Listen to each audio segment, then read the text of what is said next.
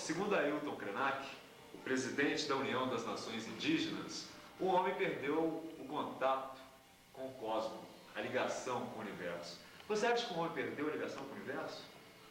É notável que o homem, com as circunstâncias materiais, né, que lhe impedem de ter um contato, né, mais aberto, né, e mais intenso com a natureza, tem afastado o homem da mesma. O processo material, o nosso dia a dia, o homem virou um administrador do seu próprio lado material e isso tem afastado a natureza.